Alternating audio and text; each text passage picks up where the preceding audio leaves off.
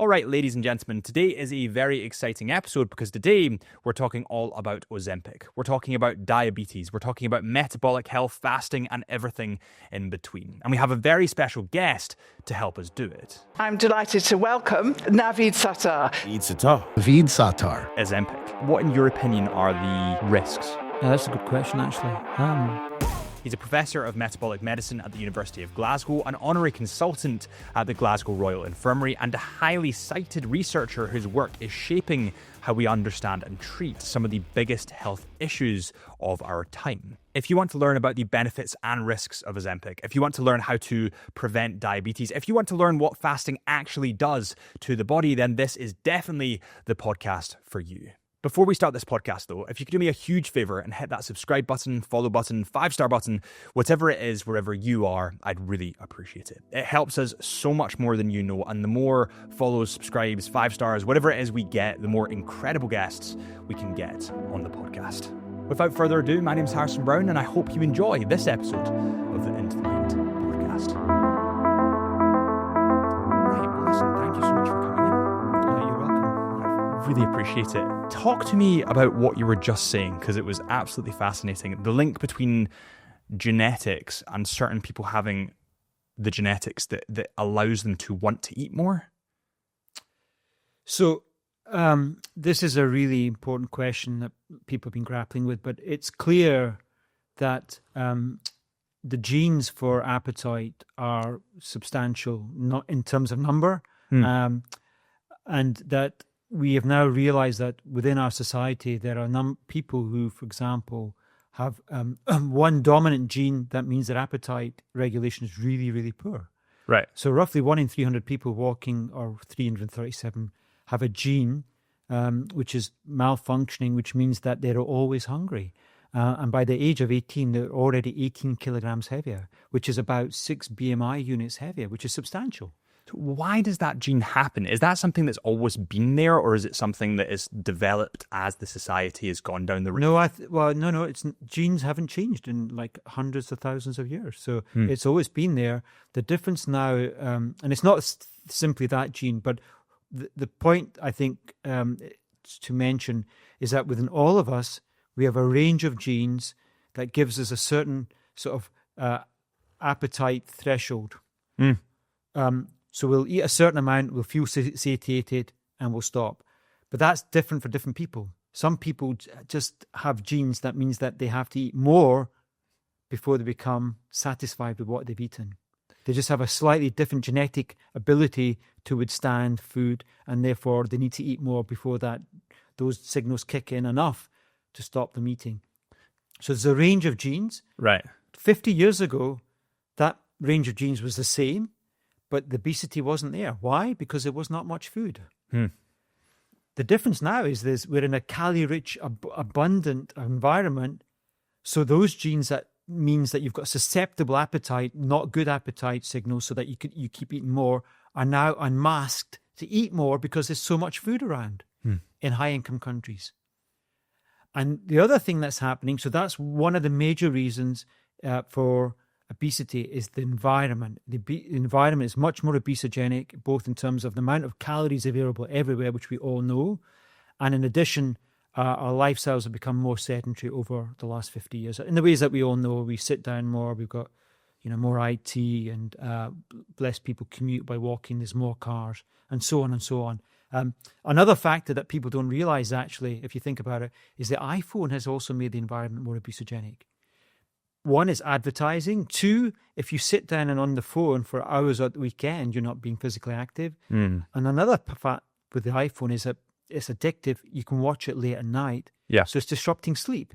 And when sleep's disrupted, guess what? Your appetite's disrupted as well. So despite our very best efforts, which have not been very good, commercialization, industrialization, improving quality of life is all great. But at the same time, that has led to a more obesogenic environment because companies are more able to make cheap, fast calories, and transport them much more easily, sugary, fatty, salty, abundance of calories. Lifestyles have changed, and that has triggered obesity substantially. That is the major driver. Is there food that can almost switch off that genetic code and allow you to keep eating through that? Does that make sense? Like almost turn off the blocker? The best way I would describe it, so the quality of the food that you eat makes a difference. Right. And that's linked partly to social class and affluence and your education. But some people think there's a sort of healthy food. Say, for example, I've just had shredded wheat this morning, which is full of fibre. I can probably only eat so much more because fibre actually fills up the gut and is like the gut's lubricant. But if I eat 3 or 4 bowls of shredded wheat every morning, two extra than I normally do, I will still put on weight. It's the key thing is total calories. Having said that, within all the food contents, the key pieces of evidence is that the one food ingredient which is definitely linked to lower weight gain is fibre. Right. Okay. So what could people eat that have more fibre in it to allow them to lose weight? Well, fibre-rich foods, so that's fruit and veg, salads. So fibre-rich foods, things that are grown, in the land, which really have, lots of fibre. So eating an apple has got lots of fibre. Brown bread as opposed to white bread. Wholemeal bread has got more fibre. Brown pasta? A brown pasta as opposed to white pasta. Brown rice as opposed to white rice. So those kind of things. And, when I'm in the clinic, the thing I say to patients is think about fibre. But that in itself is not enough. It's not enough to say to someone to go and change to one to another, because there's another dimension in all of obesity. It's called, in my mind, it's agency. But let me describe that. But I don't think it's completely right. But if you think about it, if I say to someone who's living in a poor part of Glasgow, go and start getting wholemeal bread, brown pasta, eat more fruit and veg. Well, if their local superstore doesn't sell those things because they're not bought very often, that individual has to go a lot further to find those types of foods. It's inconvenience almost. Yeah, it's not going to happen. And there's a third part to that as well, is that many of us are grown up with good we've trained our palate to have either richer tastes, so that, for example, I'm now used to eating shredded wheat. When I grew up, when I was a youngster in a town called Blantyre, which is not the most affluent, and we had the local shop, I was eating Frosties because I was used to them. Yeah. It's sweet. Great. And then in my mid-20s, I realised I was putting on weight. Then, I also realised my mum and dad would, develop. Certainly my mum had diabetes. My 2 uncles had diabetes. And there was some medical test done. My insulin was a bit high. I thought, oh my goodness, I'm at risk. So gradually I've retrained my palate to start enjoying different types of foods. I used to eat chips all the time, So I've had to go through a journey where I've changed gradually, retrained my palate to healthier tastes. So now that I like shredded wheat with 2 or 3 bits of fruit, and whereas most people think, oh God, that tastes like cardboard. But it took me a little bit of time, but my palate has been retrained to enjoy healthier foods. So if you don't say that to people, and I've had a patient, for example, who took a banana for the first time in his life. He came back to me in the clinic and said, Doctor, that banana thing is repulsive. I hated it. Because he's never had a banana before. So he's not used to, his mouth is not used to the taste and texture. So for him to get used to that, we'll have to undergo a journey of taking small amounts for a period of time and getting used to it. How long does that journey take? Like if you were addicted to sugar, you're verging on, let's say, type 2 diabetes, it's a huge problem. How long would that transition take for someone to be able to eat these things without feeling that it's like cardboard? So there's no, with all of biology, there's no one definitive answer. There's a lady called Jane Wardle who passed away. She was from UCL, and she did a lot of this work in kids. And she was able to show that if you give kids who do not like, say, tomatoes or cucumber, if you expose small amounts to them of cucumber and tomato for 2 weeks, they started to like it.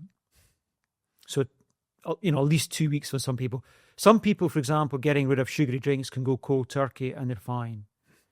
Others, no, it's not so good, don't like it, they haven't got the will. That's not even the right thing. They don't have the belief that they're going to like it, and they'll immediately switch back. what you need to tell them is actually if you keep going for a couple of weeks or try different types of sugar-free drinks, and just gradually do it, you'll probably get there. And you'll get to a point where you enjoy the new drink as much as you enjoyed The last one. but it will just take a bit of time. Yeah. And that's what we never tell that to people. We need to tell that to people. But it's not as easy as that because, again, if you grew up in an area where there's a food desert, where your family's eating certain types of foods, for you to then try and change your habits and buck the trend of your community and your family is kind of hard. So the biggest thing we can change if we really want prevention, which I do think is going to happen, to be honest with you, not easily anyway, is change the food environment.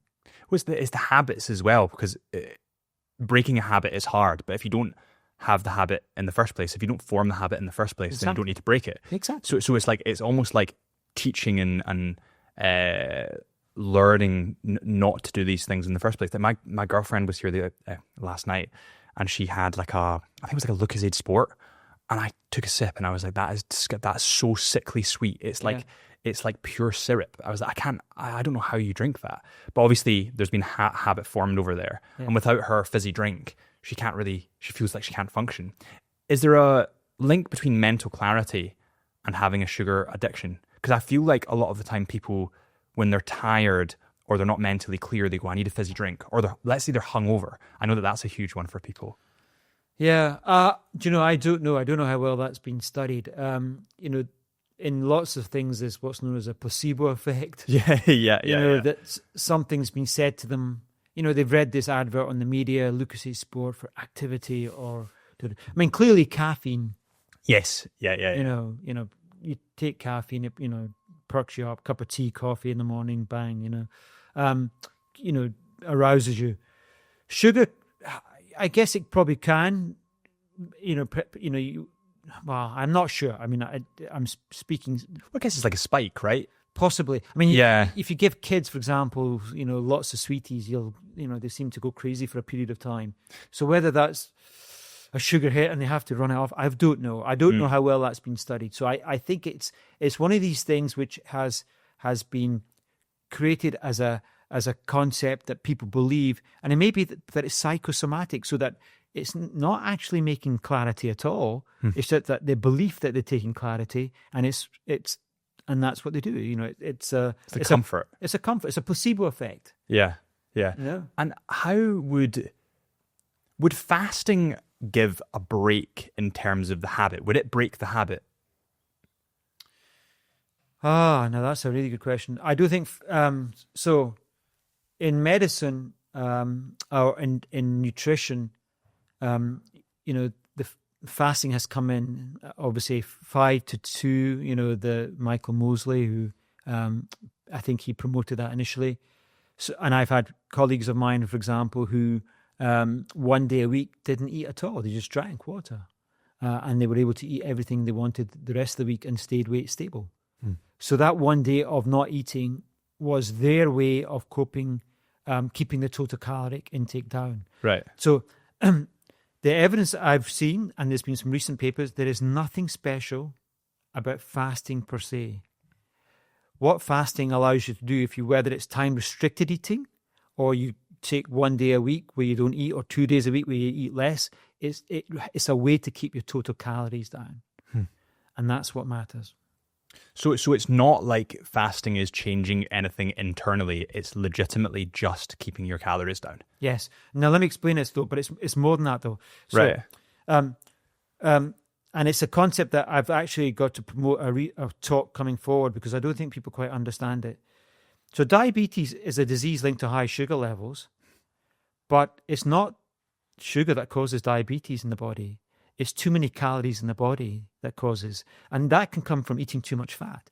What then happens is, once you get to a point where you've eaten too many calories for your body's needs, your cells, particularly, you're unable to store fat normally in normal fat cells for your body, and you start putting the fat in the wrong places, like the liver. And when the liver cells are full of too much fat, they tend to start making too much sugar, which gets released into the blood. And they also don't respond as well to the signals that normally suppress the production of sugar, which is insulin. So they become what's known as insulin resistant. In other words, fat in the liver is the cause of diabetes, one of the big causes of diabetes. And it comes from too many calories beyond the body's needs, because you can't store it peripherally. You put it into your liver, into your pancreas, into your muscles, and those are the key organs relevant to metabolism, and those cells get distressed, and one of the consequences is you end up with too much sugar in your blood. So it doesn't matter what excess calorie you have, sugar, fat, protein. If you eat too many calories, some of those calories are going to appear in your liver. The liver then becomes dysfunctional. The liver is an organ. The liver is the organ that keeps making sugar when you're not eating sugar, because you need sugar to feed the brain at night. So even if you say, for example, you've eaten nothing since 5 p.m. and you go to bed early and you wake up at 10, where is that sugar? Where has the brain got the sugar from? It's because the liver's kept making sugar. Because you've not eaten anything, it's made sugar to keep feeding the brain. But if you then eat, for example, a sugary meal or a Mars bar, you don't need to keep the liver making sugar, because it's going to come from your gut. So the sugar then reaches your body, comes into your blood. What then happens is some of that sugar hits the pancreas, which makes insulin to switch off the liver's production of sugar, because you don't need it anymore because it's coming from outside. So it's like switches. Yeah, and it's when those switches don't work. Yes. So when you've got too much fat in your liver, those switches don't work. The liver keeps making sugar when the body doesn't need it. Wow. And that's what causes diabetes. Diabetes type 2 is a disease of excess calories beyond your ability to store them well enough, beyond your body's needs. And that then disrupts lots of other cells in liver and key metabolic organs, liver, muscle, and pancreas. And that's what causes diabetes. So to get rid of diabetes, cut calories. And that's what's been proven to work. So it's not strictly sugar. It's not sugar, no. It's weight gain. So if let's say you have someone that for breakfast they have Cocoa Pops or Frosties, something really, really sugary. For lunch, they're eating the proper amounts, but they're having high. Doesn't matter. It doesn't matter. So it's weight. So it's all to do with the calorie. So intake. I'm not going to say, right, let me caveat that slightly. I'm pretty comfortable 99% of it is to do with weight. And so I'll give you an example. Here's a group of individuals who have tons of sugar, cyclists. They're consuming huge amounts of sugar on the Tour de France or whatever. Every 20 minutes, 90 calories, whatever it is. Yeah. It's pure sugar. Do they get diabetes? Of course they don't, because they're burning it off. Yeah, but is it intrinsically linked to exercise as well? Because I'm assuming the more you exercise, the more calories you burn, right? Yeah. So the more you can take in. So yes. so if you exercise, that will be a preventative. Yes. To diabetes. Yes. Okay. Yeah. And then in terms of type 1 and type 2. So type 2 is the one I was talking about. So yeah, it's a good point. Type 2 diabetes is a disease of excess weight beyond the body's needs. Now, let me explain it a little bit further, and I'll come back to type 1. So compare you and I, okay, Harrison? I am South Asian, you're not. My risk for diabetes is about 3 to 4 times yours. Why? Because when I was born, I've got less muscle mass, and my body already carries more fat. And over time, what happens, for the same age, more of my fat is less able to be stored peripherally, and more of it is in my liver already. Ah, okay. So I'm already closer to the threshold for diabetes than you are for the same BMI, and if we were the same age. Okay. So because my body composition is different, less muscle, more fat, more closer towards. So my capacity to put on weight is less than yours before I get diabetes. Yeah. On average, this average South Asian will develop diabetes and an average BMI of, say, about 26. The average white person, the BMI of an average, about 30. So if they're about the same height, so the South Asian will get diabetes at, say, 80 kilograms. The white person about 90 kilograms or 92. That's how it works. Why South Asian? Because for that same amount of weight gain, more of it will go into the liver faster. Whereas for white individuals, they're able to store it peripherally more. What is the most at-risk group of people? Okay. The most at risk. That's a really difficult question. It may be some Native American Indians, the Pima Indians, or something of that nature. But in terms of a big population, it's Bangladeshis. Right, okay. And Pakistanis are pretty close. And if you look at Bangladeshis, they tend to be relatively short. Shortness means that they have a lower muscle mass. That means they have a lower engine, smaller engine, which is also relevant. Because you have less muscle, you tend to carry more fat as well. There's three things that affect diabetes. It's your amount of muscle, so activity, but also what you're born with. How much fat you can store peripherally. Women can store more fat peripherally than men. Women get less diabetes than men. Right. Yeah, for the same BMI. Women have to put on more weight to get diabetes than men do. And South Asians have to put on less weight than whites. So if you look at comparison as a South Asian male compared to a white female, and also a South Asian male with a family history compared to a white female, my risk for diabetes is something like 10 times that difference. And it's all to do with body composition, muscle mass, your ability to store fat peripherally or not, how fast you put fat into the center. So we've all got different thresholds for weight gain. And at a certain weight, for me, faster than you, Harrison, I will put fat in my liver. And as I'm starting to do that, my sugar levels will start to climb. Sufficient. If I keep putting enough weight on and I'm not exercising, I'm going to get diabetes. That's what happens. Whereas you, for example, may be able to get to a BMI of 35 before you get diabetes. For me, it's probably something like 26, 27. Wow. And is it more dangerous? Like we my sister and I have talked about this before. There's this thing that we would call like skinny fat. So we would say that someone that eats a load of garbage, pizza, but they just don't seem to put on weight. Like they're skinny fat. They can eat crap, but they just don't seem to put on weight. Is that almost more dangerous because you can't see peripherally the weight being put on? Because then clearly it's internal, right? Yes, but it's kind of interesting why. I mean, there's multiple reasons why somebody who stays relatively skinny yet they're eating poorly. I haven't seen that very much, to be honest with you. People generally, there may well be those individuals. They are still doing themselves harm in other ways, even if they're not going to get necessarily diabetes because it's the weight. So their total calorie content is okay to keep them weight stable, and they may be being active to keep weight stable. But if your composition is still bad, and particularly if you're eating lots of saturated fat, your cholesterol is going to be higher. If you're eating lots of salt, your blood pressure is going to be a bit higher. Okay. If you're eating lots of poor diet, your microbiome and your risk for example, you might be accelerating your risk for some other cancers in ways that we don't quite fully understand. So diabetes... It's balance, right? It's balance. So, and I think one of the things I've tried to teach the community is that the weighting of different risk factors is different for different diseases. Weight is much more strongly linked to diabetes than it is to heart disease. Cholesterol is much more strongly linked to heart disease, and it's not linked to diabetes at all. So there's different risk factors for different diseases.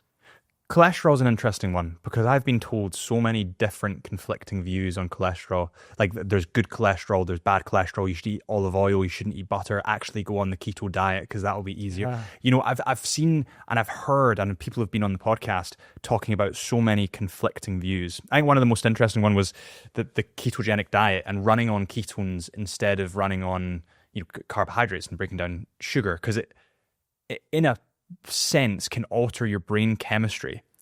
So we had a gentleman called Ali Hustanen who's very, very, he's hyper intelligent, a lot more intelligent than me, and he was talking about people that have mental illnesses, depression, like bipolar, schizophrenia, and they switch to a keto diet, and all of a sudden it's like I'm not saying they're cured because I don't think there is a categorical cure, but they feel much better, much more stable running off of ketones than they do the latter. Yeah. So what is bad and good cholesterol, and what is, in terms of the keto diet, like, is this stuff just selling? I don't know. Actually, I would be. I'll be honest. I don't really. I'm familiar with the ketone mental health aspect. In terms of, I've seen some of that literature kind of pass my eye. I haven't looked at it in detail.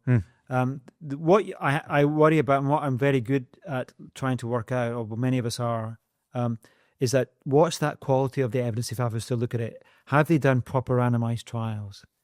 And if they haven't done proper randomized trials, then I'm I would never advocate it until such time those trials were done. Because what you can get in lots of parts of medicine is what's known as either publication bias or, advocates for a certain type of, food ingredient based on observational data that they've chosen or they've funded or whatever. You've seen it recently in the media last week about red meat. Yes. Red meat funded by, meat industries, the evidence was much more positive. So it's funny that. It's funny that, yeah. So, so as another example, flavonoids, we did a trial actually of funded by, I won't say which company, but they thought their flavonoid drink was going to be beneficial, and we did a randomized trial with a drink against and a really high quality trial. Now, okay, accepting it was relatively small, but what we found was actually their drink was associated with some of the adverse signals. So it's worse. Potentially. Yeah. But it was certainly no better. It was a small trial, it was surrogate biomarkers, but it was a randomized placebo-controlled trial. So we had a matched drink that no one knew what was the difference. I didn't know who was taking what until we unblinded it at the very end.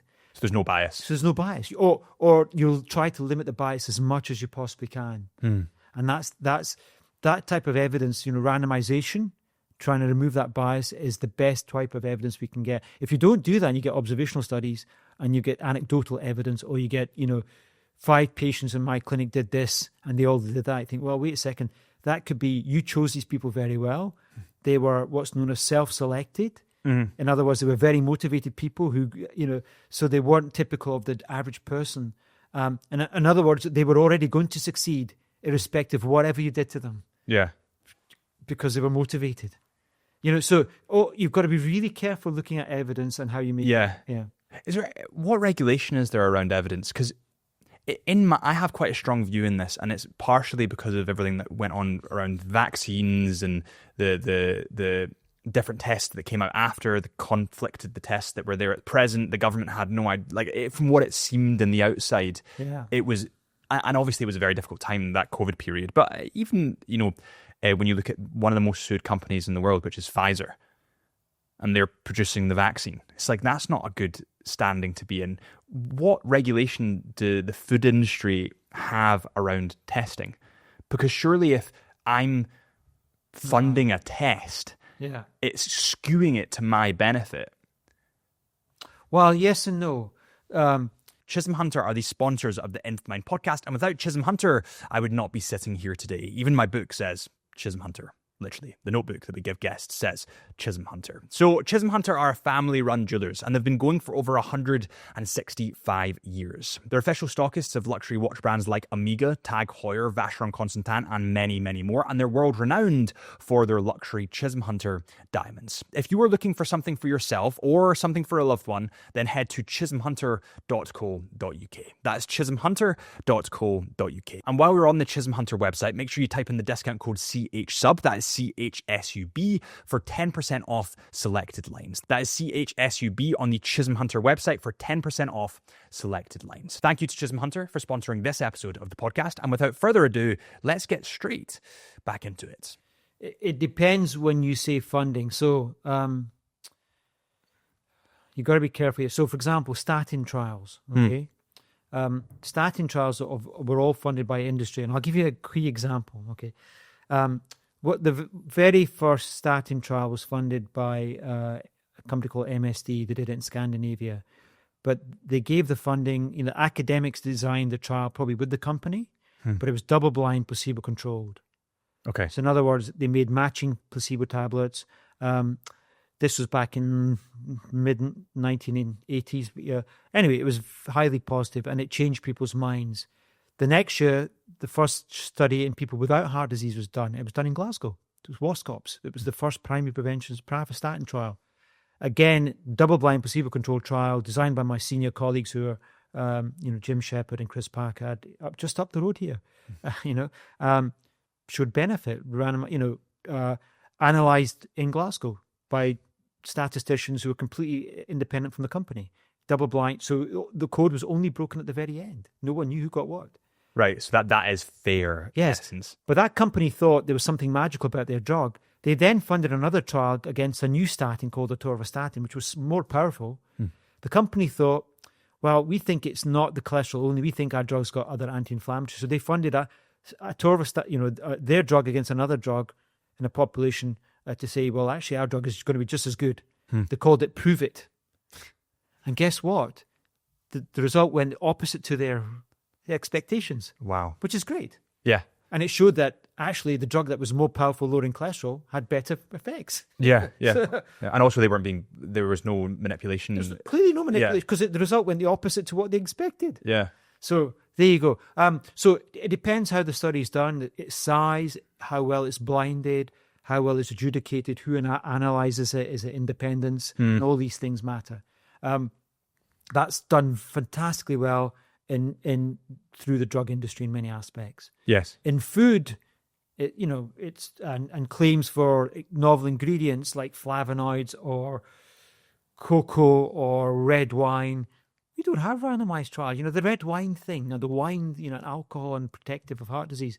Oh my goodness, that was all based on observational rubbish for years. In fact, the evidence was so poorly understood in 2007.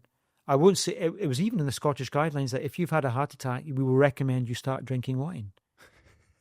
So I chaired the subsequent guidelines in 2017. And by that time, I think we started to understand the evidence better, that it was confounded.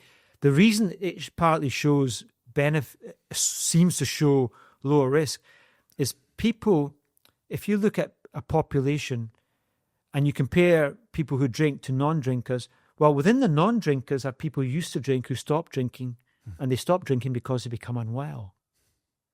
So that's called reverse causality. They become unwell and they're more likely to die or have an event. But if they become your comparator, it starts to make some people who drink look as if it's healthier. But it's not. It's just that some people who used to drink no longer drink. And that could cloud your judgment. So when we took out all non-drinkers from the analysis, you suddenly see that any amount of alcohol is harmful. Yeah. For blood pressure, for heart failure, for cancers, for multiple outcomes. So having one glass of wine a week, no matter what the wine is, no matter what the benefits you read outside of on social media, you might see them. Yeah, there's a net negative of drinking any amount of alcohol. Yes, overall there's a net negative. Yes, there's a sliver of hope that a small might be protective for what's known as non-fatal heart attacks, but I don't think that's proven. But everything else going in the wrong direction: blood pressure, heart failure, cancer, stroke. So, yes. And by 2017, we also had another piece of evidence: genetics. So some people, you'll probably know this, there are some people out in the community, if you give them 2 or 3 glasses of wine, they're completely drunk. Yeah. It's because they have their enzymes' ability to break down the product that causes, the feeling of it is not as good. So if you take those, you can use that genetic signal and you can do randomization, what's known as Mendelian randomization, and compare the risks. People can't drink as much because of genes versus, and what we found using the genetics was, again, people who are genetically less able to drink more had lower risk. Wow. Yeah. So again, it fits with... Because there's quantity. Yeah, it's alcohol is harmful. So by 2017, we used that bits of evidence plus our better understanding, and we got rid of that advice. So we said, if alcohol is not protective for heart disease, you should not be, starting alcohol when you drink. And if you are drinking, try and drink less within, to limits. Yeah. Do you think it's because people want to believe? Of course they do. Yeah, because it's comfortable, but it's uncomfortable. Someone saying, those two bottles of wine you drink a week, it's gonna kill you. Yeah, eventually. It's very uncomfortable to hear. So I think that people gravitate towards what they are comfortable with. Yeah. And I think one that I see and one that I'd love to ask you about, because I would describe it as almost like an epidemic, is Ozempic. Because What are your thoughts on Ozempic? No, so I have conflicts of interest here because, I mean, I'm involved in, I'm pretty balanced. I mean, my conflicts of interest are declared in every paper and they're on the, government website, because I am also the chair of the Health Care Goals program for obesity, where we're trying to make the UK a better place for, more attractive for industry to do weight loss trials. So it's not just Ozempic, it's what is my thought about the medical profession's ability or the ability to help people regulate weight with medicines in a way that we were not able to do 10 years ago. Because 10 years ago, when I was doing medicine, what do we have in our stock and trade? Somebody was living with obesity. We had a drug called Orlistat, which basically stopped you absorbing fat, but gives you really smelly, people didn't like it. We had Weight Watchers and we commercial providers and who helped you lose weight, which were pretty damn good actually. But we're talking about 3 to 4, 5 or 6 kilograms weight loss, two units of BMI. But many of our patients were 30, 40, 50, 60 kilograms overweight. Not, and 2 to 3% of that is not going to be enough. It's just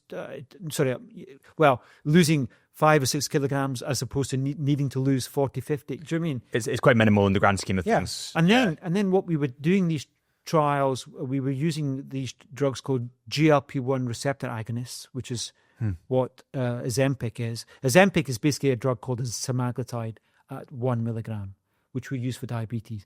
At 2.4 milligrams is called Wegovy. It's the same drug, is semaglutide. Okay. Made by a company called Novo Nordisk. And then the other drug that's now licensed is tirzepatide, made by a company called Eli Lilly. But beyond that, there are trials on the go with multiple other companies, with multiple other drugs. So in about 5 years' time, we might have 6 or 7 drugs on the market. In 10 years' time, we might have 20 drugs on the market that broadly work in the same way. What these drugs do, and you and I make this chemical ourselves when we eat. It's one of the chemicals that goes from our gut, goes into the brain and tells us we're going to feel full. That's what it is. It's GLP-1. It's made from part of the cells of your gut. As you eat and you start, even as you start chewing, it starts to go into the brain. It's saying you're going to start feeling full soon, and then you can stop eating. And basically these drugs are just excess amounts of that so that you take it by injection. So it basically means that you'll feel full sooner because you've got this synthetic form of GLP-1 that's making you feel satiated, well, in a synthetic way, so that you don't need to eat as much to get the normal signals. Okay, and is there a possibility that could go too far? Yes. Because people, they almost just stop eating. Yes. And then instead of burning fat, they're burning fat and muscle. Well, let me explain that. So we haven't got to that possibility up until more recently, because when semaglutide or Ozempic first started, we were using it in low doses in diabetes, and the weight loss was only about 4 or 5 kilograms. But the fact that we were losing weight, the other thing these drugs do, the GLP-1, it basically makes your body make more insulin. That's how it keeps that's how we designed it. We thought, GLP-1 is called an incretin. Incretin means it helps the pancreas makes more insulin, which will keep the sugar down. Okay. So that's why we designed it. It's just by chance we thought, wait a second, these drugs are also helping losing weight. Somebody discovered, wait a second, actually GLP-1 signals to the brain to cut satiety. What happens if we increase the dose of these a bit? Oh, wow. If you go from 1 to 2.4, oh, wow, yes, we can start to get 10, 15% weight loss. Wow, let's design them as a weight loss drug and do the trials. And that's what happened. And the trials were done in people BMIs on average about, well above 30, 35, and 10 to 15% in most of those people is fine. What happened was the drugs were being designed as they were given in a certain form initially. Initially, lots of people get nausea and vomiting because as soon as you get this drug, you have to start eating less. And for some people, that takes a bit longer. They have to adapt to eating less. Some people can do that really quickly. They don't get nausea and vomiting. Fine. Others maybe because of the way they eat and the types of food they eat, they find that difficult. And it takes them a bit longer. And that means they're still eating beyond what the brain's allowing them to eat. What the brain's allowing them to eat, because partly the drug is stopping them. Yes, exactly. This kind of slight, you've taken a new drug that says the body should eat this amount, but you're still eating too much. So they have to adapt a little bit, and they get a bit nausea and vomiting because they're eating too fast beyond the body's needs. The other thing the drugs do initially in the first year, not only do they suppress up in the brain, they also slow how fast the stomach empties. Okay. Which means that if you keep eating too much and your stomach's not emptying fast enough, you're going to get a bit of nausea and vomiting. Right. So that usually happens when you first start the drug or when you escalate the dose. Okay. It's not about going on the drug at one dose. You have to actually start low and escalate it over about a period of about 3 or 4 months to their maintenance dose. So is it almost just like getting used to it, or is it? Yes. Let's say I was on Ozempic for 3 years, right? I needed, or is that uncanny? Like, can you not do that? Yeah, you can. Yeah, but when you started it, you wouldn't have been on the dose that you're on it for the majority of those 3 years. You would have, say, you were starting, you're going up to 2.4, which is the high dose. You would have started at a much lower dose for a period of 4 weeks, then titrate it up again, and it might have taken you about 4 to 5 months to get to the stable dose that you want on. All right. So, but once I'm at let's say 2.4 is the stable dose. That's like Wegovy, yes. So let's say I get to the 5 month stage and I'm on 2.4. The next year, will I have to up again because my body's used to it? Does it not work like that? No. What happens is how do I explain it? It's a bit like a thermostat. Okay, you're set at this amount. You're eating 3,000 calories before you've taken the drug. Your BMI is 35.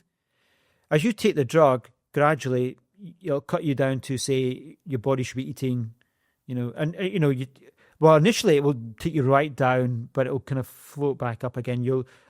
And as you stabilize in 2.4, it'll say that you're going to eat 2,000 calories a day. Yeah, and that's what you'll eat. And what that will mean is that you'll get to a new steady state of weight, and you'll not keep losing weight. The reason you get to a new steady state, because as you get lighter, you burn less calories. Right, so you don't need as much. You don't need as much.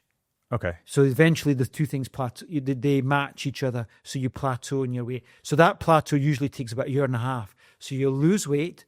You'll lose it fast initially, because you imagine you've cut a lot of calories and really fast. 1,000 calories less a day. Wow. You're losing lots of weight, and then as you become lighter and your basal metabolic rate gets lower, so you're burning less. You can see how the equation eventually means you start to stabilize in weight. And then you'll get to weight, say you were BMI 35 and you've lost 15 kilograms, you're now BMI 31. And that's where you're at. So you're feeling a lot healthier. But if you wanted to lose more weight, we either need to add another drug, which we don't yet currently have, or we need to switch you to something else. I think what concerns me is young people 20 to 25 taking Ozempic. Yeah, absolutely. It seems to me like a sticking plaster for the underlying issue. So like you're not breaking, we went over habits at the beginning. You're not changing I suppose you're forcing yourself to change some habits, but you still might. Right. Okay. That's a brilliant question. So you've hit really the nub of the whole point. Okay. If it was easy for 90% of people in the environment that they live in to make those habits and make them sustainable, great. I think we can do better at helping people make changes, but the thing that we are not succeeding in at all is changing the environment, the food environment. There is now so many calories everywhere. And not only are the calories everywhere, they can be delivered to your bloody house. To get delivered. Yeah. We've made it so easy to people to overconsume that it's feeding into this, their poor appetite signals. It's feeding in and they can't resist. Willpower is not enough. My very erudite and clever colleague, Professor Susan Jebb in Oxford, and Professor Paul Aviad wrote a beautiful paper, Willpower is Not Enough. It's not. And so for people who are overweight, say in their mid-20s, it's either that they've got very poor appetite signals, they've got these genetically, so that they can't cope with the environment as well as you and I can, or they live in a poorer area. and they don't have as much agency or the factors around lifestyle to be able to, they live in a food desert. Yeah. They've grown up with poor appetite signals. They're born shorter because people who are poorer are born shorter because their mother during pregnancy had less good health, not because of she wanted to, because she didn't have a good dietary habit or smoked more. There's all those things as well. Yeah. And early nutrition affects your growth and your muscle mass. So they're biologically at more risk to begin with. They're environmentally at more risk to begin with. And then if you add to that, they've got poor appetite signals. Well, how are you going to train that out of them? It's impossible. But at the same point, like as soon as they stop Ozempic, then will they not fall straight back into it? They do, yes. So here's the thing then. I completely agree with you. What do we want to do? We want to take the environment back to the 1980s. Yeah. We want a third of the number of cars, maybe half. We want more bikes on the road. And we want the food industry to basically completely revolutionize and go back to what it was in the 1980s. And is that going to happen?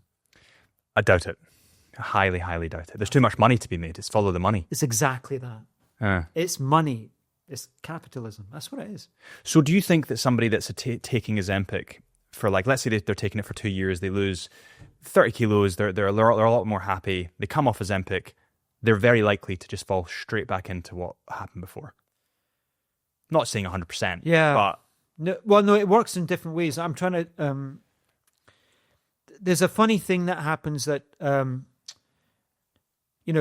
lot of my colleagues, and some senior colleagues, even in, and they're right, that we don't know, we don't have 10 years of data.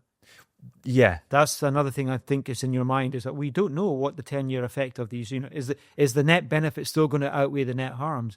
I would hope so. We have data for about 4 or 5 years. And the evidence is if you continue to take the drug, you get sustained weight loss, you get substantial reduction in diabetes in those who are at risk, 93% prevention of diabetes. that's incredible. Yes. 20% reduction in heart disease, about 30 to 40% protection of heart failure, or reduction in heart failure symptoms. Not prevention of heart failure. We still to do those trials. Benefits in kidney, benefits in liver disease, benefits on your fitness, and so on. The thing about 10-year data, we do need that. I completely agree.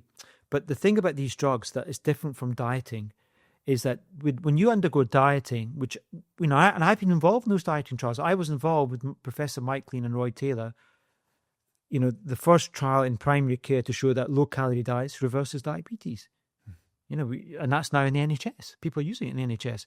But that requires a bit of willpower. 1 in 4 people chose to take it. 3 or 4 said, no, it's not for me. It's soups and shakes for 12 weeks. And then the difference between the drugs is that the drugs reduce food noise. So they are directly reducing food noise. Whereas when you take the diets, the hunger's still there. So that difference means that when you reduce that food noise, you have an ability, that person, for some people for the first time, and I've heard this said anecdotally from patients and others, and from some of my colleagues' patients, and even from the media. So for some people, for the first time, they can think about something else other than food. Yes. It clears them almost a little bit. Exactly. I think it gives them a new level of opportunity to do other things. So can we then use that opportunity, once they start losing 5 or 6 or 7, they're on that rapid weight loss, can we use that opportunity? I mean, it's not quite as clear as that. They have to be free of the side effects. They have to maybe, they're eating less. So, maybe there might be, I don't know if there's a little bit of fatigue. I don't think there is. But getting rid of that food noise, and once they start feeling better, you have an opportunity then to give them a chance to change the quality of their diet, because they can, oh, wow, I don't need to eat as much. And it looks like that the signals also opens their minds to trying eating different foods in a way that wasn't possible before, or was less possible.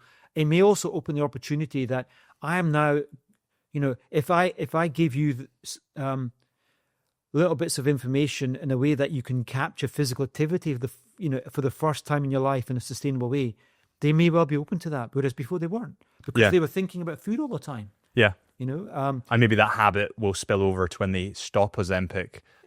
it's not so much spill over that they can sustain that so that Yeah. they slow their weight regain substantially. For some people, I have one patient who took it for a few months, lost several kilograms, stopped the drug, changed her habits so much, she stopped the drug, and she said so far, now it's only short term, I think it was 6 months a year, she stayed weight stable. Incredible. Now that's what N equals 1. It's not a trial. It's anecdotal. Yeah. But I think she's made so many changes in her weight that nothing else had allowed her to do. Activity, diet composition. She may well, she may be the 1 in 10 who can do that. Who can maybe have that kind of reduction of food noise for a period of time, lose so much weight, change their life in such a brilliant way. Yeah. That they can tailor themselves off the drug and stay off the drug. And they may not need that drug for another 10, 15 years again. Yeah. Others might need it sooner. Others might need it much sooner. Others might also need it less often. Just to... Yeah. Almost like it's a gradual curve, right? Yeah, and there'll be a varied approach. And, there's even a theory is that some people might just only need it over the winter months. So why would seasonal depression or... What happens at winter? Less physical activity. Christmas, you drink more, eat more. Exactly. Yeah. If you look at average weights over a period, they always go up over winter and they come down over. Yeah. But it's not like, in a way, like, I think that crafting yourself to have good habits is like a skill in itself, right? You craft yourself to go to the gym 6 times a week. You craft yourself to cycle to work every day. It's almost removing that skill to create you're right. habits. You're right. You're completely right. So I would love the fact that if we could go into the poorest parts of society, yeah, that we had fantastic gyms. Everyone had a bike. They had places to store the bike. Yeah, in small houses, which they don't. The roads were good. There's bike lanes. I would love all of that, And actually, if you go to some parts of society, go to the Netherlands, go to, Copenhagen, and some places. I think in some parts, some cities have made a fantastic. I can't remember which city it was. Was it Paris?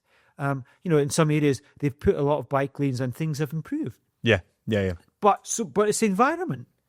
You go to poor parts of Glasgow and in houses. They've got a single bedroom, small double beds, small houses, no place to store a bike, no money to buy the bike that it would be good, that's easier to ride, no good roads anyway. Do you know what I mean? Yeah. Where do you begin? And it's not even that. Even if it wasn't even, it's not just about a bike. It's almost about, when you and I were growing up, I didn't grow up, I lived in a relatively average village, town. But I still had some teachers who were, we had lots of sports. So I got agency. I learned to play football, rugby, table tennis, squash, hockey, walked up hills with the scouts, learned to ski. I've got huge amounts of agency to do physical activity and lots of opportunities. Poor parts of Glasgow, none of that happens. Or poor parts of any parts of society. They've learned no sports or any skills. So when they present that to them, Yeah. But like at the same time, I feel like I don't know what the solution is, but in those poorer parts, it would seem to me that potentially they would start taking Ozempic to lose weight, but they would still live in that situation. Exactly. Now there's the problem. You're completely right. What are we going to do then? Yeah. So I don't know how that's going to turn out, and it may well be. So people who have addictions, and there is some evidence that it's not Ozempic. These are what's known as. Ozempic is the name that people use. Okay, we'll keep using that. So these drugs, they're reducing that food noise. There's some evidence that they may also reduce people's desire to have alcohol or smoke. Other addictions. So what are they going to do then? So they've reduced their food noise, maybe drinking less alcohol, less smoking, living still in poor areas. What are they going to do? Yeah. Can we capitalize on that? Will they be more interested in themselves and getting involved, if they weren't working, back to work, to give them a bit more self-efficacy, yeah, self-belief and a sense of, and does that then allow them to have more money and improve the quality of their housing? Can we help them by improving their quality of roads? And can their desire to eat less food means that we're going to get less of the fast food outlets, let's not name any, in their locality, so that over time, gradually, some of those outlets are no longer viable and we get better quality foods because that's what they desire to eat. Yeah. So that there'll be maybe the drugs, more people on the drugs, will help change the environment in a positive way. That's an interesting way of looking at it, because I suppose if they're on the drugs, they won't be eating as much in, we won't name them, but these fast food places, and then potentially they'll move. Yeah, they either or they'll become less obvious, or they become less viable, and therefore, over the next 20 years, we'll see a shift in the food environment in a positive way. I've never thought of it that way. As a result of the drugs. I've really never thought of it that way. That's I really don't know. I'm interesting. guessing. It may not happen that way. But it's an interesting take, right? If you have enough people on it that are obese, that typically have the habits. So just before you say that, one of the things we mustn't use is the word obese anymore. Okay. And you want to know that. I think, and I didn't know that until recently as well, Harrison. So it's I've learning, and it's good for me to be able to say this on a podcast, because in the same way we're not supposed to say diabetic patient. That person is diabetic because it's a noun. Right. Okay. So it's almost labeling, branding someone. Yes. So and there was a paper recent a couple of years ago, and it's really, and it's kind of, and it makes sense now. And I've been saying this to other colleagues. A lot of colleagues get this wrong. Is that it's people living with obesity. Okay. But it's not permanent, right? They can change it. So it's, you're right. In what you're saying. When it comes to the benefits of Ozempic, obviously weight loss is a huge one. I read recently something about heart disease and potentially preventing against heart disease if you're on Ozempic. Yeah. Is that true? Yeah, it's true. So because you're not putting on as much weight, I'm guessing. Now there's a good question. So I've written probably one of the you don't want to be, I've written a paper which completely exactly addresses that. The evidence thus far is that this group of drugs, certainly Ozempic or semaglutide, its effects in protecting against heart attacks and strokes may not be through its weight loss effects, but we're not completely sure. The evidence in people with diabetes with these drugs is that they do protect against heart disease in a way that's not weight dependent. So we think that these drugs have a direct effects on the blood vessel lining of the heart, so that the blood vessel lining, when it gets rough, it's more likely to attract cells to lead to the plaque. So these drugs, Ozempic, is helping the blood vessel lining stay smoother. It's helping platelets, which is one of the blood cells that causes clotting. It's stopping them become dysfunctional and sticking more often. Right. So it's affecting various tissues and cells in ways that stops plaques developing, we think. Is it almost like a blood thinner? No. That's a good question. I don't. It's not. It's not quite as that. But when you lose a lot of weight, it will partly reduce the ability of the blood to become clot. And the way I say that is that we know that obesity is linked to more what's known as things like deep vein thrombosis, which is basically a blood clot in your veins, or pulmonary embolism, which is a blood clot in your. Obesity is linked to that. And one of the reasons why is back to the fat in the liver. When you get too much fat in the liver, you're also making more factors like that cause clotting or affect that thrombotic process that causes these blockages to happen. And when you lose weight, you lose fat in the liver, but some of those proteins go back to normal again. Okay. So the blood is less sticky. Yeah. Or its stickability is less. So you're less likely to get some of those blockages happening. Okay. And that actually seems to be true. Right. Or trials are looking into that as well at the moment. And actually there's some bits of evidence that that's true. So there's definitely something about this drug. So its effects on the heart may be both through the direct effect of the drug directly on some cells, but also indirectly through weight loss. Yeah. So and it may be that you only see the latter when you lose enough weight for that signal to be big enough. And that's something I'm trying to explain to some of my colleagues. And but the weight loss effect is the key thing for diabetes. Well, not diabetes, but it's the key reason why you get benefit on sleep apnea, osteoarthritis, fatty liver disease, heart failure, high blood pressure.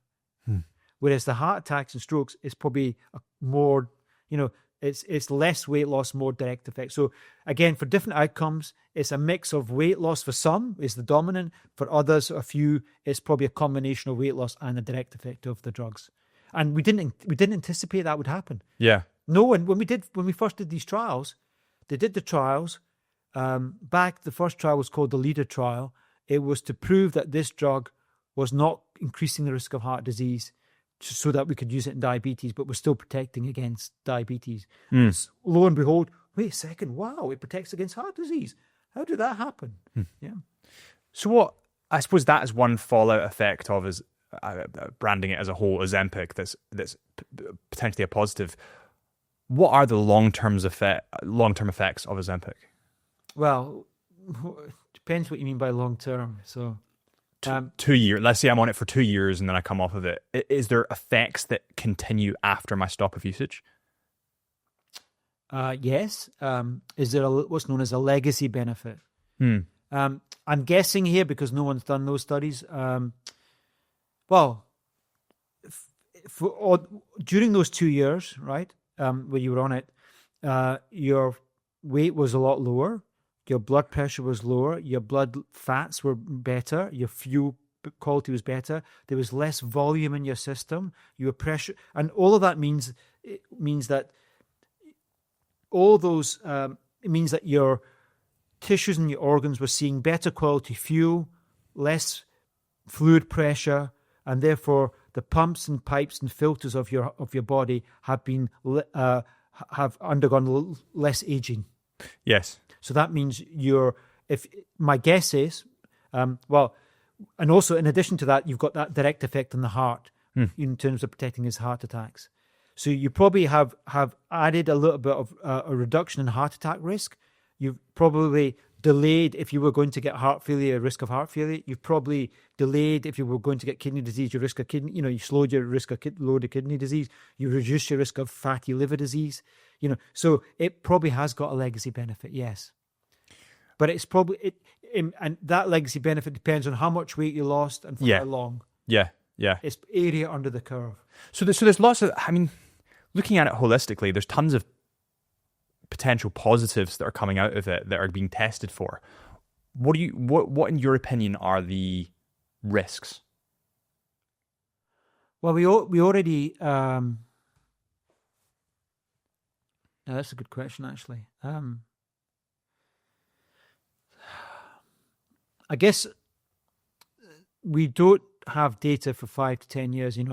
There are bits of evidence. Well, let me start it this way. You don't get something for nothing. Very rarely. Statins are the drugs that by far anything else lower the risk of heart attacks and strokes. And I'm on a statin. I've you look at me and think look healthy, but I've got family history of heart disease and I've got high risk and so on and so on. But statins also slightly increase the risk of diabetes. In a way, tiny. It's relatively small for so many people. It doesn't matter. Okay, for somebody like me, it probably matters a little bit more because I'm high risk of diabetes. So I have to try hard in physical activity to try and I can mitigate that risk. It's a tiny, but my protection of heart attacks by my statin is around about 40 to 50%. The increase in risk of diabetes is about 5 to 10%. Diabetes is a sugar level. Heart attack is something really hard. So I'm going to keep taking my statin. So you get no drug is complete. Aspirin, the humble aspirin, increases risk of bleeds. In the gut and in the brain. So although it protects, and that's why we don't prescribe it in people without heart disease anymore, or very rarely. We only give it to people with heart disease. Really, there are a few caveats to that, but that's generally what we do. So long-term risks, and clearly there's the short-term risks of vomiting, and GI. Some people who have a lot of vomiting, they need to stop or cut the dose substantially. Yeah. If they continue to vomit too much, that can be really harmful. So Yeah. we want to avoid that. We now know that. We start low, go slow with the dose. There is also some piece of evidence that there may be some eye condition that might be higher with people on these drugs. It's a very, very rare eye condition. In fact, it's an eye condition I'd never even heard of. And so if that number goes up, I don't know what the number is, say 1 in 10,000 to 2 in 10,000, that's a risk. But that means that your excess risk is 1 in 10,000. It's something we have to explain to patients, but the vast majority is going to say, well, I'll take that risk, doc. If you're saying to me, I can lose 20 kilograms, reduce the risk of heart attacks by 20%, you show me all these benefits and that one, okay, I'll take that risk. Are there other things that will come up in the future? I don't know. There was always a concern about pancreatitis, a condition which inflames an organ in your system that makes a lot of your digestive fluids, and it makes insulin. But at the moment in the trials that we've done, albeit with lower doses, we haven't seen an excess risk of pancreatitis compared to placebo at this moment in time. There is an increased risk of gallbladder disease with these drugs. Why? Right, that's interesting.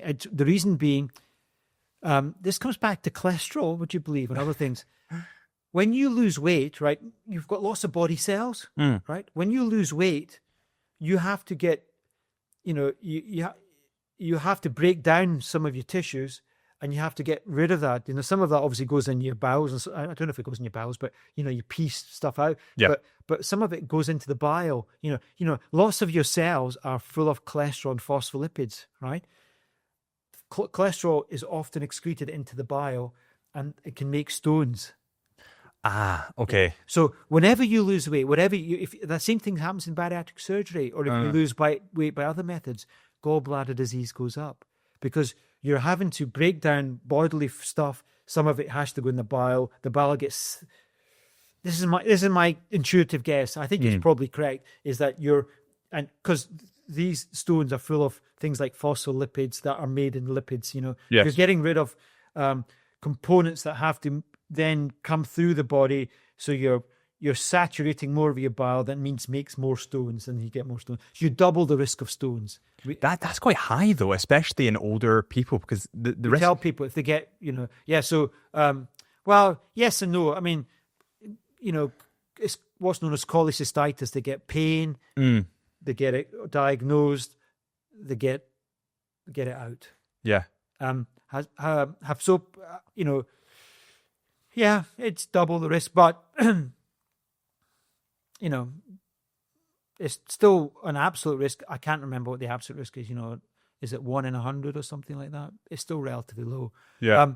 If you look at the totality of the evidence thus far with, say, Ozempic or semaglutide, and combine its trials in people with heart attack, previous heart disease, heart failure, or kidney disease, the total number of serious adverse events with these drugs,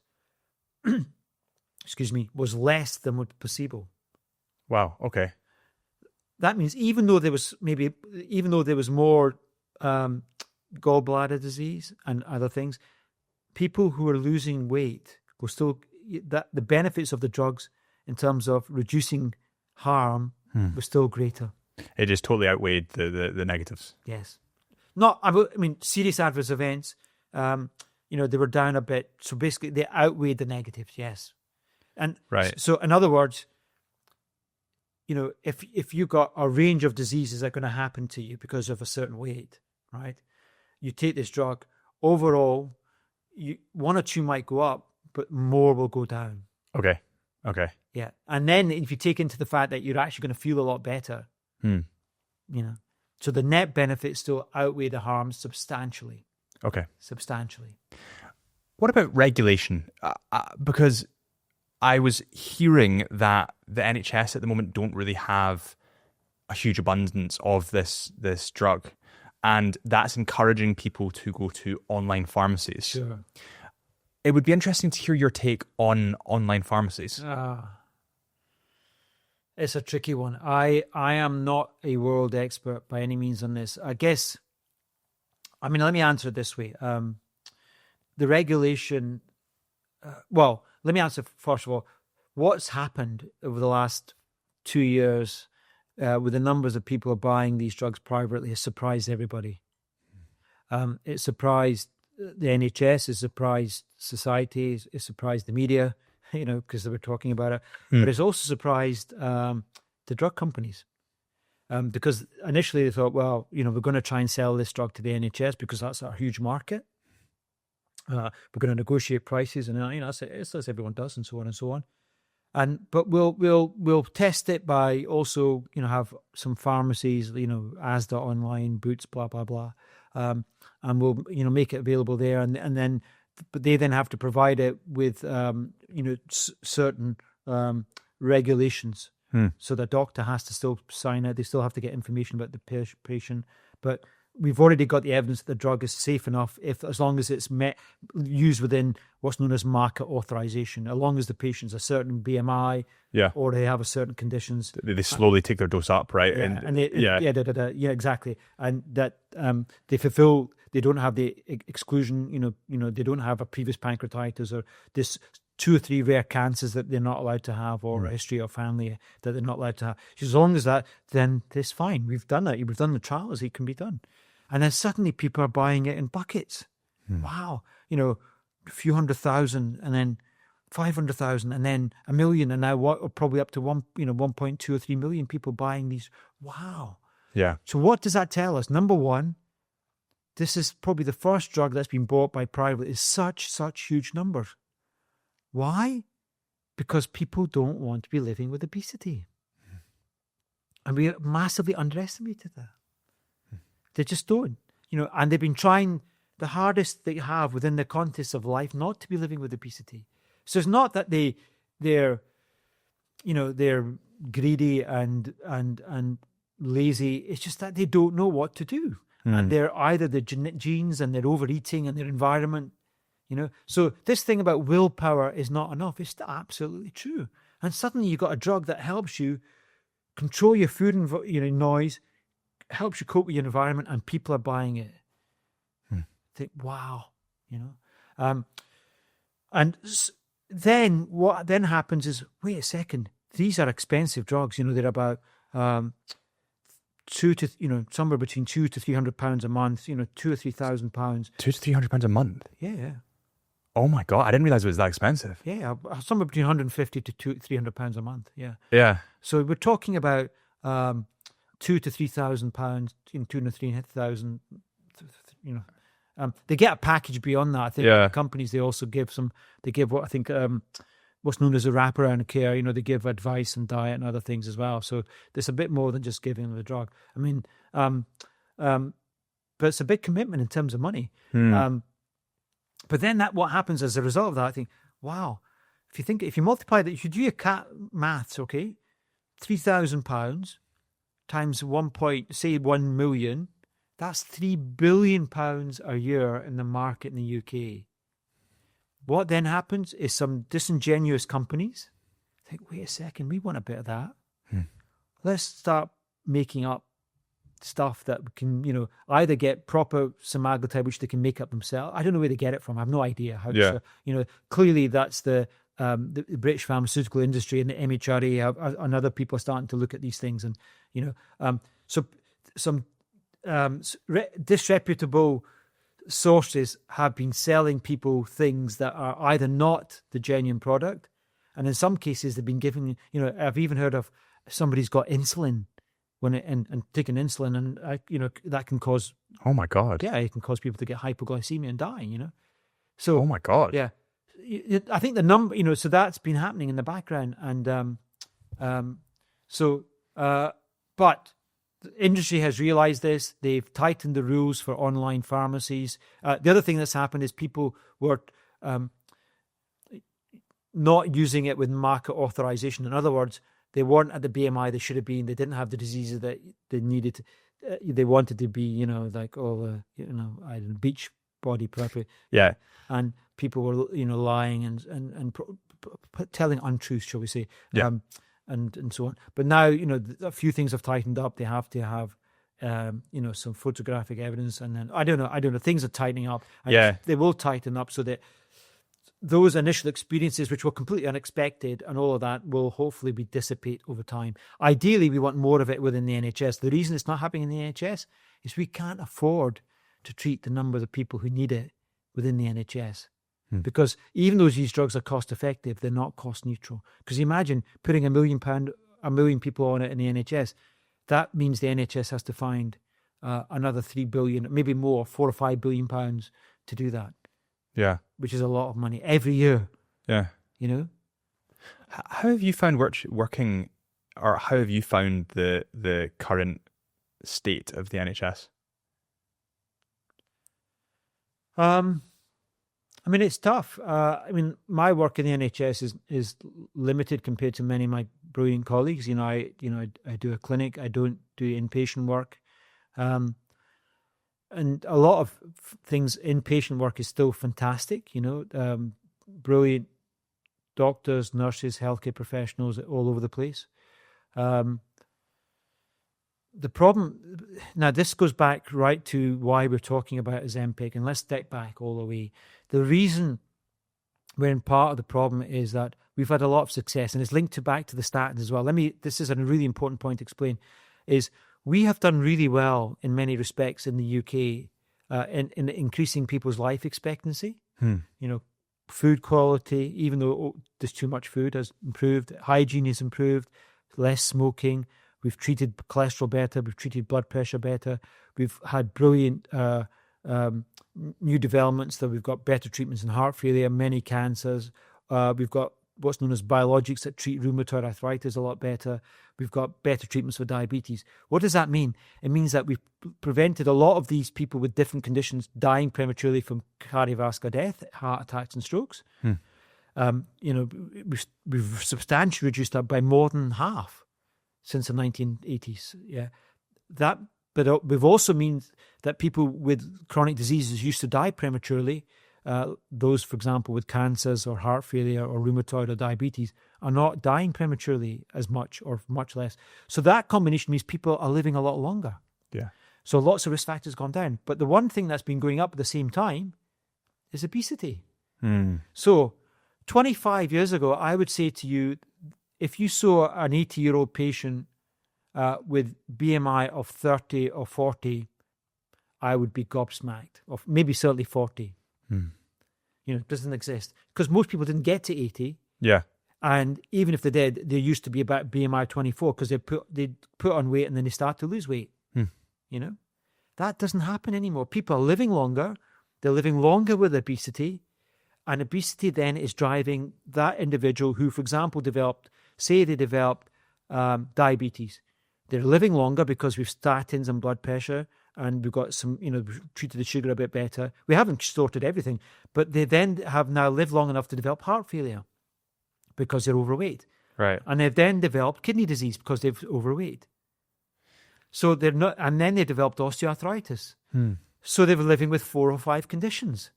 And that is happening all over the place. So people with, sleep apnea and depression, with fatty liver disease or diabetes and kidney disease, with osteoarthritis. And if you go to the average inpatient wards in some of our hospitals, it's full of individuals somewhere between 60 to 90, much heavier than they ever used to be, on 15 to 20 tablets for 4 or 5 conditions. And half of those conditions are linked, or maybe more than half, to their excess weight.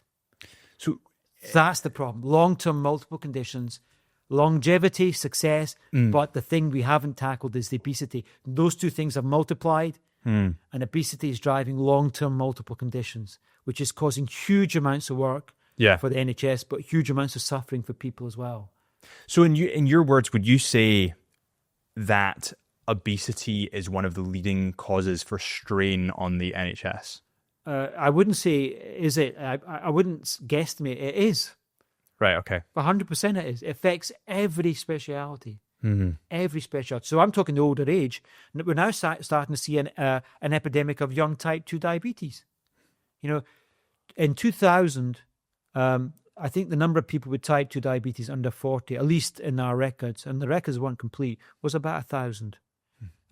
10 years ago, 50,000. Now there's 200,000 almost. Wow. Wow, that's 20-fold. Yeah.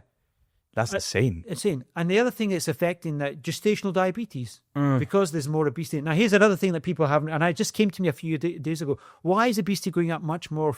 It seems to be going fast in younger people. Why? It's because younger people have grown up in an environment which is much more obesogenic for all of their lives. Whereas when I grew up, for the first 25 years, it wasn't obesogenic. It's become more obesogenic over time. It's just become easier. Yes, it's become easier to overeat. And therefore, if you grow up now, it's going to be easier to live with obesity by the time you're 30 than it ever was. Because there's far too much food everywhere. And there's also a lot of treatment for it. Yes. But is that not, that's the crux. Like, I think that... No, you're right. Neither you and I want a world that means that the only solution for obesity is putting people on these drugs early on for lifelong. A, we don't know what the consequences are lifelong. B, that's the cost.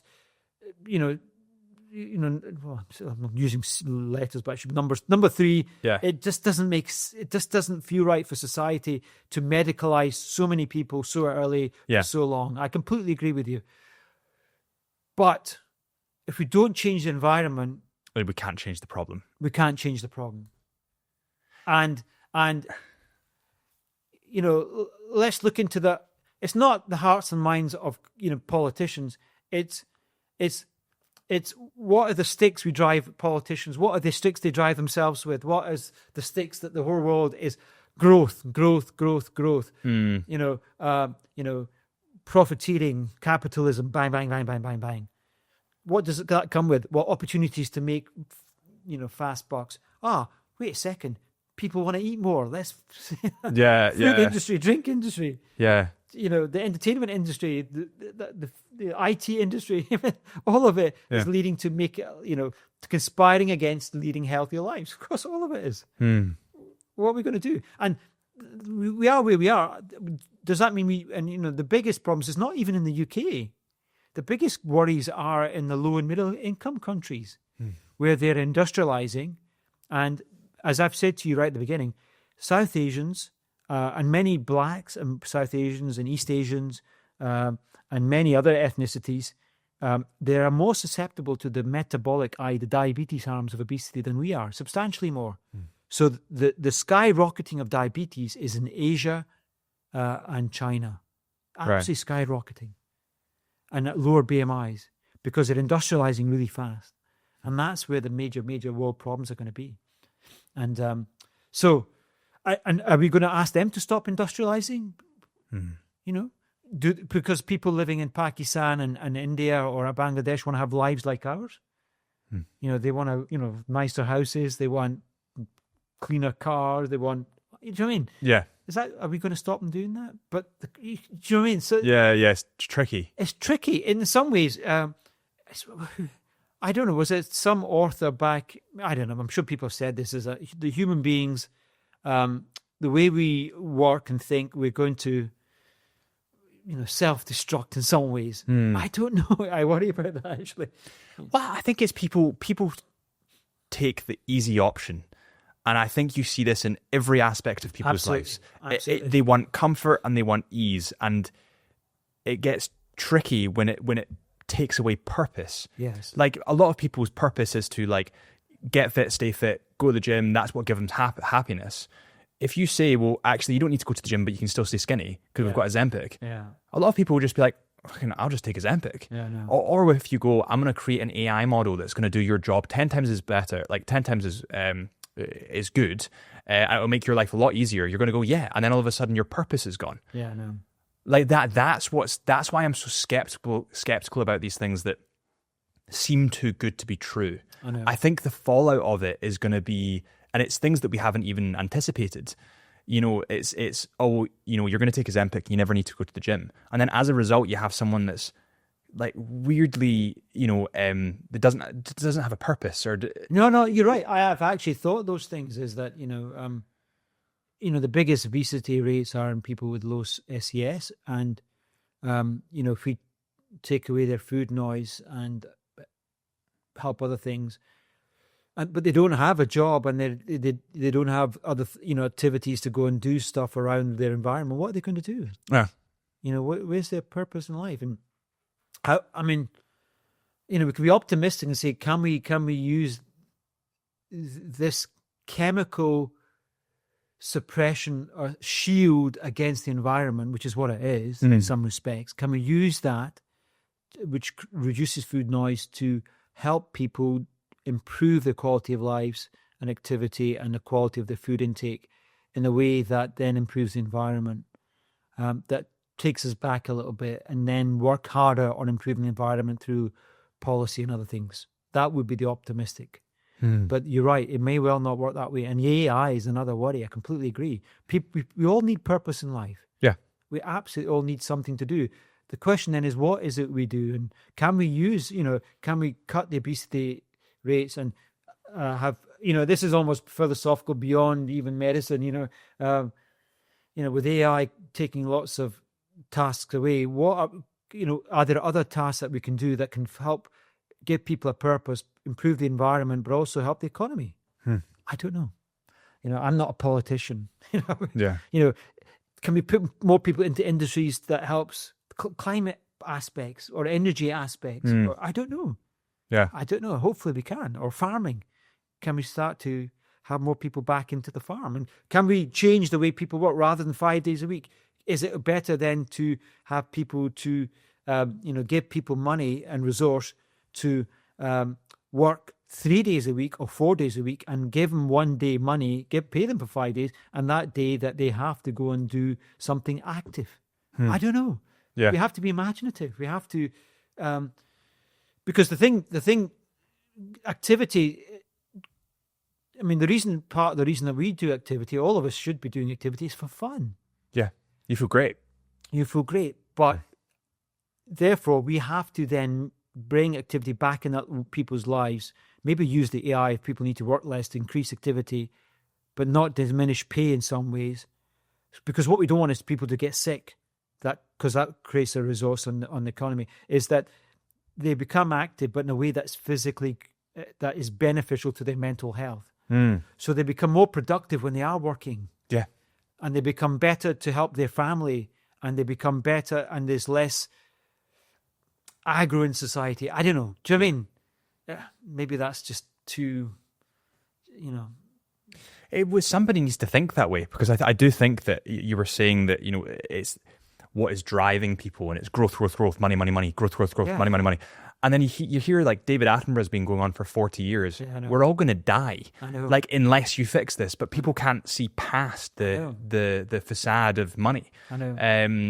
It's really scary. But that's another. I think. I mean, it's a major addiction that that has to be solved, and I think it can be solved if people are made to understand that there are wider benefits for the whole of society.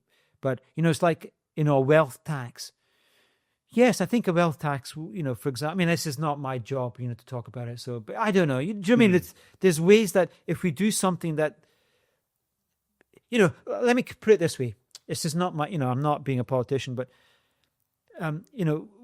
somebody works hard. If you're working, for example, as a cleaner, and you're £20, an hour, and you're working really bloody hard, that's really great. You do lots of hours, and you're earning £1,000 a week. Great. Does it really make sense? Is it really obvious that someone has made £1 billion a year, still working the same amount of time? Does that make actual sense? No. In a sense that is that genuine reward for their time and effort and intellect? No, it's not. It's luck. It's luck. It's the way the system is. So people who've made billions have got lucky in some form or another. They have. Well, Bill Gates is right time, right place. Exactly. He got lucky. And Mark Zuckerberg created something in the right time, right place. But because he's now worth billions of pounds, does that mean he worked so much harder than the rest of us? No, he didn't. He got lucky. So clearly, some people have to recognize that. But anyway, that's another. You see the point I'm trying to make is that it's an unfair world. The way the rules are made are pushing greater gradients in incomes in the wrong way that we really have to sort if we really want to make a more equitable society, a better society for people, particularly in low socioeconomic status, to have better quality housing, better education, better agency, and more better quality of lives and more purpose. More purpose, yeah. Exactly. And that's what we've got to do. If you don't do that, go. The happiest country in the world, Finland. Go and look at Finland. They pay their teachers almost the same as they pay their doctors. Yeah. What does that tell you? Yeah. I could talk to you all day. I think that honestly, a lot of this stuff is absolutely fascinating. I've just realised the time, and we're 5 minutes over. But I just want to thank you so much for coming in and taking the time to chat. Annabelle, I know that you have an interest in Ozempic. Is there any questions you want to ask before? Well, I was going to ask what your purpose has been throughout your career. That's a completely different... My purpose. First of all, I'm not sure I wanted to be a doctor. When I finished medicine, I became an accountant for 6 months because I thought I was rubbish at it.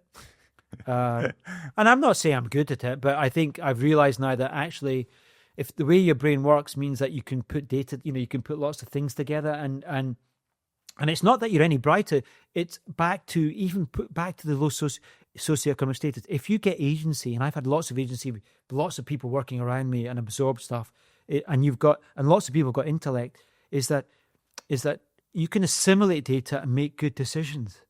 My purpose in life is actually get to the truth of data and what a particular field means. And for the last, I've got to go and give an award lecture in Chicago next week at the American Diabetes Association. It's a privilege to do these things.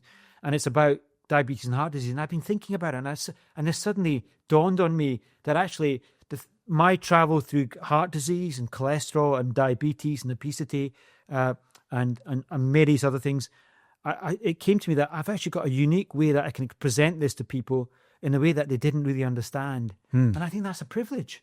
Now, I'm not going to get it right. And there'll be people stand there and think, oh God, he's talking nonsense, but I don't care. The thing is, I want people to think about the data in a way that they haven't before, to understand all the nuances, the caveats, and also some of the data that reveals things in ways that we didn't fully understand, that we now have to have humility. You think, wow. So diabetes is linked to kidney disease, and it's not all through cholesterol. Well, it's to do with blood. It's to do with volume, because that's how we can explain how that drug works. Do you know what I mean? It's that kind of thing. It's pushing people to think in new ways. I think that's the key thing is, and I'll finish off with this. Then it's back to this point about why is the NHS in the problem. So I said it's obesity and a success, right? So we wrote a paper recently, about 2 years ago. It took me a while to get it accepted, but it's in a really prestigious journal. And I wrote it with one of the world's leading heart failure experts, if not the world leading heart failure expert, who's next door to me, Professor John McMurray, one of the world's leading rheumatologists, who's my boss now, Professor Ian McInnes, Professor Mike Lean, the lead of the DIRECT trial, world's leading nutrition, and a colleague, Vanita Aroda from Boston, brilliant endocrinologist. And the title is Treating Chronic Diseases Without Tackling Excess Adiposity Promotes Multimorbidity. In other words, if we don't tackle the obesity and only tackle downstream disease, we're going to make things worse. So there's no point developing the next anti-cancer drug, the 5th generation of X, Y, and Z, or only do those things. That makes benefit, or the next device to treat severe heart failure. If we keep getting more people coming into the bucket with obesity, that's the problem. Millions.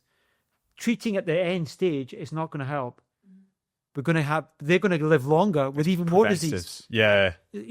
We're fueling more and more people living with more and more disease. We have to die of something. What we want to do is compress comorbidity. So we have to tackle the weight. And that's the bottom line. So I would love if we can change the environment. That's our number one, but we are where we are. Anyway, we'll see what happens. So pushing people to understand things better in different ways. Yeah, absolutely. Amazing. Well, I appreciate it, mate. Thank you so much.